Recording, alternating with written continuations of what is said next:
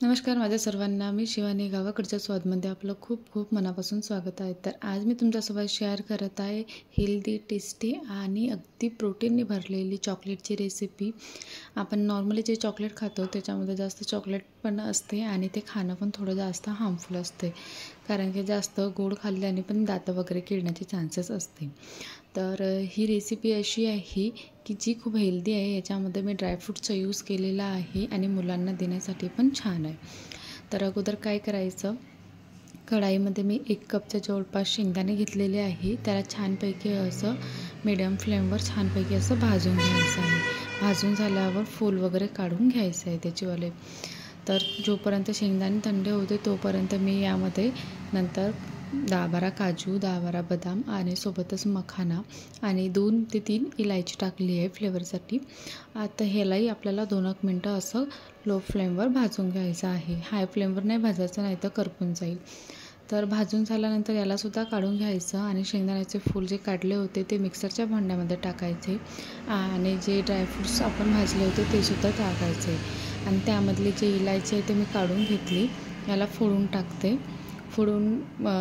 टाकून घ्यायची आणि नंतर आपल्याला हे जे ड्रायफ्रूट्स आहे हे सर्व आपल्याला दरदरसं सुरुवातीला बारीक करायचं आहे. खूप जास्त फाईन पावडर नाही करायचं आहे. पल्स मोडवर आपल्याला दरदरसं बारीक करून घ्यायचं आहे अगोदर. नंतर यामध्ये जे खजूर असते ना, तर त्यातल्या बिया मी काढून घेतल्या आणि जितक्या प्रमाणामध्ये आपलंवालं मिश्रण आहे त्या हिशोबाने त्यामध्ये खजूर टाकायचं. मी कमीत कमी 1 वाटीच्या जवळपास टाकलेला आहे. सोबतच आणखी टेस्टी वाटण्यासाठी यामध्ये मिल्क पावडर आणि 1 चमचा जवळपास शहद टाकलेला आहे. आत्ता यालासुद्धा आपल्याला छानपैकी असं बारीक करून घ्यायचं आहे. खूप जास्त फाईन नाही करायचं, दरदरसंच ठेवायचं. जितपत आपल्याला हे मिश्रण आहे ना अशा प्रकारे तयार होत नाही तितपत. आणि मग नंतर काय करायचं, याचे तुम्ही छोटे छोटे चॉकलेटच्या याच्यामध्ये सेट करून पण चॉकलेट बनवू शकता किंवा अशा प्रकारे रोल करून ज्या शेपमध्ये तुम्हाला बनवायचे असेल ना त्या शेपमध्ये तुम्ही तयार करू शकता. तर मी अगोदर काय केलं, छानपैकी असा गोळा घेतला आणि त्याला बरोबर स्क्वेअर शेपमध्ये हलकंसं सेट केलं आणि नंतर काय नाही, रॉड असेल ना तुमच्याकडे सपोज, तर रॉडने असं डिझाईन करायची, नाहीतर नाही केली तरी चालते.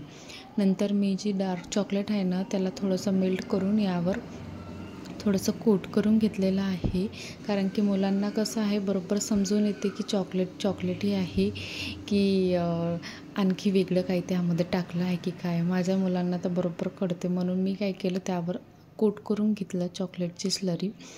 तर त्यानंतर काय करायचं, लगेचच त्यामध्ये व्हाईटवाली व्हाईटवाले चॉकलेट असते ना त्यालासुद्धा मेल्ट करून अशा प्रकारे जे आपण रॉडने केलं होतं त्याच्यामध्ये फिलअप केलं आणि थोडं डिझाईनसाठी मी त्यावर डार्क चॉकलेटची अशी लाईन केलं. तुम्हाला ज्या शेपमध्ये बनवायचं असेल ना त्या शेपमध्ये तुम्ही गार्निश करू शकता, म्हणजे डिझाईन करू शकता.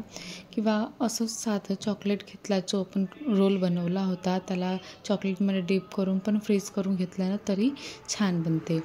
पण मी म्हटलं चला थोडंसं अलग करूया, म्हणून अशा प्रकारे मी तयार करून घेतलं आणि याला ओव्हरनाईट फ्रीजमध्ये ठेवून दिलं. तर नंतर सकाळीच या सेट झालेला होता छानपैकी असा चॉकलेट. तर यावर मी थोडीशी तीळ टाकली, हलकीशी, ऑप्शनल आहे टाकणं. आणि नंतर याला आपल्याला काय करायचं आहे, कट करून घ्यायचं आहे. छानपैकी असं कट करून घ्यायचं, जितक्या मोठ्या आकाराचं तुम्हाला पाहिजे असेल ना तितक्या मोठ्या आकाराचे. आणि अशा प्रकारे सर्व कट करून झाल्यानंतर बघू शकता किती छान दिसत आहे ना अंदरून. म्हणजे कसं, याच्यामध्ये आपण प्रोटीनने भरपूर असलेले ड्रायफ्रूट्स टाकलेले आहे, ज्याच्याने आपल्याला खायला पण टेस्टी लागेल आणि आपल्या शरीरासाठी सुद्धा चांगलं राहील. अशा प्रकारे आजची रेसिपी कशी वाटली, तुम्हाला आवडली असेल तर बनवून बघा आणि चॅनेलला सबस्क्राईब करायला विसरू नका. Thank you so much.